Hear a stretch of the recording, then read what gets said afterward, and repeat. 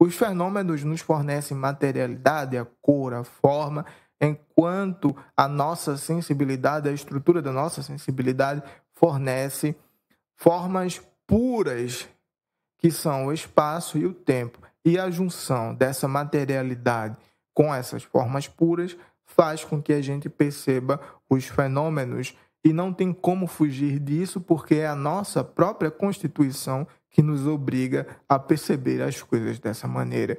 E se você viu outro vídeo e está vendo esse aqui, dá um like no vídeo, porque ajuda bastante a mim, que sou um professor criando conteúdo na internet para quem quiser, de maneira gratuita e com esforço enorme. Então, nesse vídeo, o foco é mostrar como se dá a estrutura da sensibilidade, porque através da estrutura da sensibilidade a gente vai conseguir entender o que é uma intuição pura e qual é o fundamento, o verdadeiro fundamento da maneira como a nossa sensibilidade funciona. Para começar a entender essa explicação kantiana, é preciso ter o conhecimento sobre dois pares conceituais que são distintos, mas que são extremamente relevantes, que é o par conceitual a priori e a posteriori e o par conceitual analítico e sintético. Eles existem para responder perguntas distintas. O primeiro par, a priori e a posteriori, tenta responder à pergunta sobre a origem do conhecimento. Quando alguém responde a essa pergunta, que o conhecimento já nasce conosco, já nasce na nossa razão, que nós, seres humanos, nascemos com ideias inatas, significa que essa forma de conhecer é a priori. O que quer dizer isso, então? Quer dizer antes de passar pela experiência, antes da experiência. O outro elemento desse par conceitual é a posteriori. Então, quando alguém responde a pergunta, para o ser humano obter conhecimento, é preciso que ele passe pela experiência, que ele vive em si várias coisas diferentes na vida, porque só assim essa pessoa consegue ter experiência e criar conhecimento sobre determinados assuntos e determinados temas. Então, esse conhecimento é a posteriori, depois da experiência. O outro par conceitual é aquele analítico e sintético. Como eu disse, ele tenta responder a uma pergunta diferente. E a pergunta que ele tenta responder é sobre a veracidade dos juízos. O que é um juízo? De maneira simples, um juízo é uma proposição, é uma afirmação que nós fazemos que tem a pretensão de ser verdade. E aí, como exemplo básico, eu digo, bicicletas são velozes. Isso é outro exemplo, é uma proposição que tem a pretensão de verdade. Mas para que essa definição seja correta, é preciso que você saiba como se dá a formulação de um juízo. E Kant diz que esse juízo acontece através da linguagem. A língua tem certa estrutura. E para Kant, essa relação se dá entre o sujeito e o predicado de uma frase, de um período. Então, dependendo da relação que há entre o sujeito e o predicado em um juízo, em uma proposição, decide-se se esse juízo é analítico ou se ele é sintético. Já partindo para definir, o juízo ele é analítico quando o sujeito contém em si, quando faz parte de si, já o predicado. E o exemplo mais clássico é todo corpo é extenso. Todo corpo é extenso. Essa caneta possui extensão, esse microfone possui extensão, esse monitor possui extensão. A definição de corpo já contém a característica da extensão. A gente poderia até dizer que corpo é igual a extensão. A gente poderia dizer que tudo que tem extensão é corpo. Isso significa, quando eu falo todo o corpo é extenso, que na palavra corpo, no sujeito corpo, já há o predicado extensão. E quando eu pronuncio esse juízo, todo o corpo é extenso, eu nada mais estou fazendo do que explicar o corpo para alguém. deixar mais claro as características do corpo. Então, esse juízo é analítico, um juízo é analítico, quando o sujeito já contém o predicado, que esses juízos analíticos seguem 2 princípios da lógica formal aristotélica, que é o princípio da identidade e o princípio da não contradição. Por seguirem esses princípios, o juízo analítico ganha a característica de ser universal e necessário. Os juízos analíticos são idênticos a si mesmos e não são outra coisa. Por isso que eles ganham a universalidade e a necessidade. Passando para o juízo sintético, a gente tenta compreender ele através da relação que há entre o sujeito e o predicado, como eu disse. No juízo sintético, a coisa se dá de maneira diferente. E aí eu vou dar o exemplo com esta caneta, novamente. Esta caneta é azul. Aí eu pergunto, está no sujeito a característica de ser azul? E a resposta é, obviamente, não. Por quê? Porque essa caneta poderia ser vermelha, essa caneta poderia ser preta, poderia ser de qualquer outra cor. Se o predicado não tem uma relação correspondente com o sujeito, se é preciso que, ao ouvir esse juízo, eu busque, na realidade, verificar se ele é verdadeiro, então significa que eu preciso da experiência para verificar se aquele juízo é verdade ou não. Se eu preciso da experiência, esse juízo é sintético. Essa é a diferença que há entre os juízos analíticos e juízos sintéticos. Se dá basicamente através da relação entre o sujeito e o predicado de um juízo. Tendo definido os 2 pares conceituais, a gente vê que os últimos, que os juízos tanto analítico como sintético, possuem certa semelhança com o primeiro par conceitual, ou seja, com o conhecimento a priori e com o conhecimento a posteriori.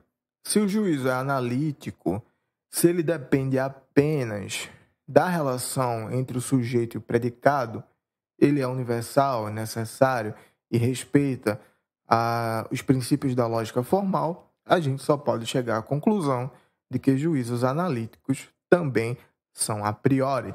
O que eu quero dizer que juízos analíticos acontecem antes da experiência.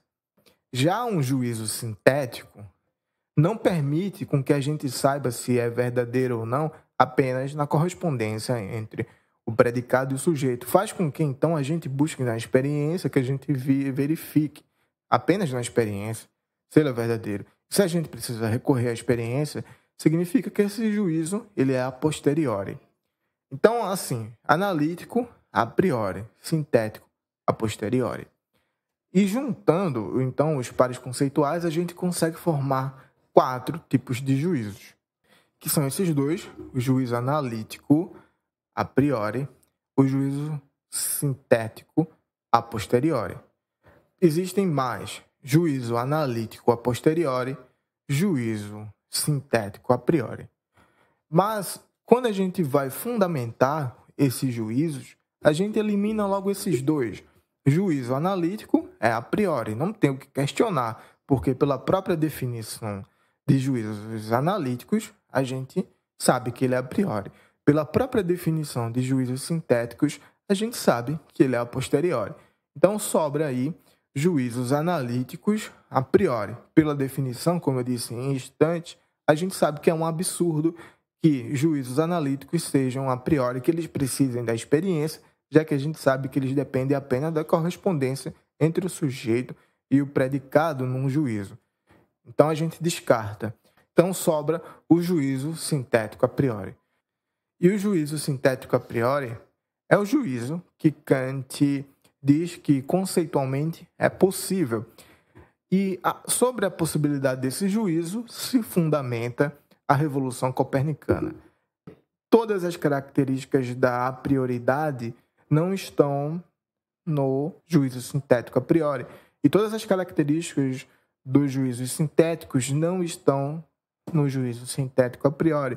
O que há é uma junção para criar algo novo e algo que seja capaz de incrementar o conhecimento humano antes mesmo que seja necessário passar pela experiência.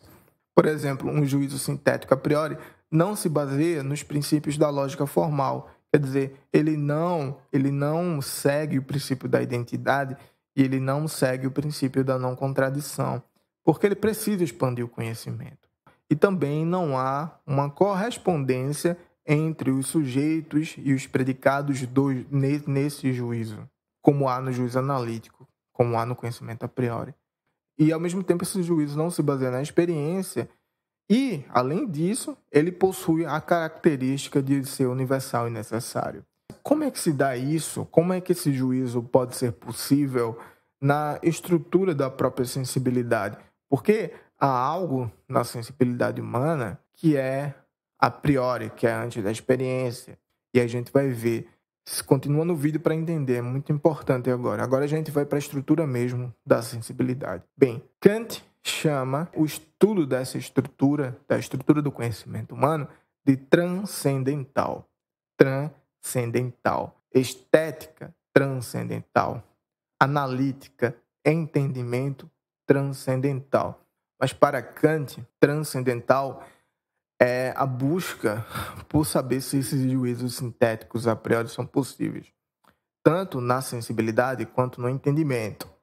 Então, a palavra transcendental, que tem a origem latina, transcendere, para Kant significa estar além, ir além. Para Kant significa voltar-se sobre si mesmo, voltar o ser humano sobre si mesmo, para saber quais são as estruturas que possibilitam a própria sensibilidade e o próprio conhecimento. Estética transcendental é saber, voltando-se para o sujeito, qual é essa estrutura que nos permite ser afetados pelos fenômenos. Para Kant, a gente só consegue perceber os fenômenos e isso é importante, de extrema importância, então presta atenção nisso. A gente entra em contato com o mundo fenomênico. Kant quer saber como é esse contato. Como é uma estética transcendental que investiga a sensibilidade humana, a gente também chega à conclusão de que o conhecimento transcendental da subjetividade humana só pode ser a priori, porque ele se dá antes da própria experiência. Então a gente quer saber de estruturas que são pré-empíricas, ou seja, que são a priori, que permitem que a gente conheça. A nossa relação com os fenômenos se dá através de uma intuição. Uma intuição é o contato que a gente tem de maneira direta com os fenômenos. Eu tenho contato direto com esta caneta.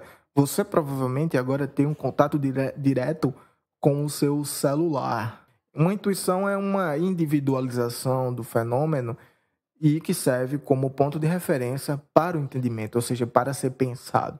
Para deixar claro, sensibilidade é a habilidade que nós temos, que nosso corpo tem, de ser afetado pelas coisas. Ou seja, os nossos sentidos, o nosso tato, o nosso olfato, a nossa audição, permite que a gente entre em contato com os fenômenos e assim os experiencie. A sensação que a gente sente nada mais é do que a alteração que esses fenômenos causam em nós. A sensibilidade permite que a gente seja alterado e a sensação é a alteração que a gente sente. A intuição é própria da sensibilidade, ou seja, quando a gente entra em contato direto com os objetos, a gente está intuindo. Intuindo o que, Max? Intuindo os fenômenos, tá? E fenômeno é tudo que a gente experiencia. E para Kant, esses fenômenos são divididos em duas maneiras, em matéria e em forma pura. Muito importante agora, presta atenção. Matéria é forma, cor, volume, as coisas que a gente percebe externamente com a nossa sensibilidade e com as sensações causadas em nós. Então é muito fácil você ver nesse vídeo que eu estou mostrando uma pessoa na rua caminhando, ver a cor da ciclofaixa, ver os ônibus, os carros, e aí escutar os pássaros, escutar o motor dos carros, do ônibus, as pessoas conversando, passando. É uma imensidade de fenômenos acontecendo simultaneamente e que a gente sofre e é que a gente tem sensações. E a forma pura da intuição, que é a segunda parte do fenômeno, é o espaço e o tempo. É o espaço e o tempo. Isso é assustador porque quem ouve isso pela primeira vez fica abismado porque, de repente, ouve alguém dizer que o tempo e que o espaço não está na realidade, não está no mundo concreto, mas está onde? Ora, está no sujeito que conhece. Agora, veja se não faz sentido a Revolução Copernicana mais ainda. A Revolução Copernicana é mudar a posição na hora de conhecer, é tirar o objeto do centro e pôr o sujeito. Isso significa que é o objeto que deve se curvar à maneira que eu conheço. E eu, quando experiencio os fenômenos, busco nos fenômenos aquilo que eu mesmo ponho neles. E o que é que eu ponho nos fenômenos? Não é a materialidade. Não é a materialidade, eu não ponho a cor, não ponho a forma, mas o que eu ponho nos fenômenos é o espaço e o tempo. Isso é muito importante. Defendendo que o espaço não está nas coisas, mas as coisas que estão no espaço, Kant diz, para que eu perceba já algo fora de mim, é preciso que já haja uma pressuposição de que há um fora. E esse fora o que é? É o espaço. A gente pode dividir a intuição pura em externa e interna. Quando a gente pensa em externa, a gente pensa no espaço. Quando a gente pensa em interna, a gente pensa no tempo. Ora, os objetos estão no tempo, não possuem tempo, como também não possuem espaço. O tempo faz com que a gente perceba nosso estado, a nós mesmos. E Kant, para fazer uma analogia sobre o tempo, usa a analogia de uma reta que se estende ao infinito. Essa reta é única, mas a gente a percebe de maneira sucessiva, várias partes, etapas da reta. E a gente percebe os estados de nós mesmos. Por exemplo, a gente está saudável, de repente ficamos doentes, e essa mudança da saúde para a doença, outro exemplo interessante, a mudança do silêncio para o som, para a música, se dá através do tempo. E Kant mesmo diz, se não houvesse o tempo, nós não conseguiríamos perceber a mudança das coisas. A gente não perceberia também o movimento no espaço. E esse exemplo da bicicleta é excelente porque você vê eu me movendo no espaço e também no tempo. Quer dizer, o espaço e o tempo que você vê não está em mim enquanto pedalo e nem nos carros ao meu lado. O espaço e o tempo está em você enquanto percebe o fenômeno. Você percebe a materialidade das coisas e põe no fenômeno a intuição pura da sensibilidade, que é o espaço e o tempo. Isso é brilhante porque há, então, uma aprioridade na maneira que a gente conhece. Precisamos da sensibilidade das sensações para perceber a materialidade das coisas, mas nós também percebemos nas coisas aquilo que tem em nós mesmos, que é o espaço e o tempo. Espaço e tempo são necessários. O que isso quer dizer? Quer dizer, por exemplo, que agora se você fechar os olhos ou começar a pensar e a imaginar, você consegue imaginar espaço e tempo sem nenhum objeto, portanto sem nenhum fenômeno. Mas o contrário não é verdadeiro, você não consegue deixar de pensar no tempo e no espaço, porque é uma estrutura sua, você não consegue parar de pensar em tempo e espaço, portanto são necessários. Espaço e tempo são estruturas a priori da nossa sensibilidade e nos permite, então, conhecer. E aí você pode pensar, mas existem vários tempos e existem vários espaços.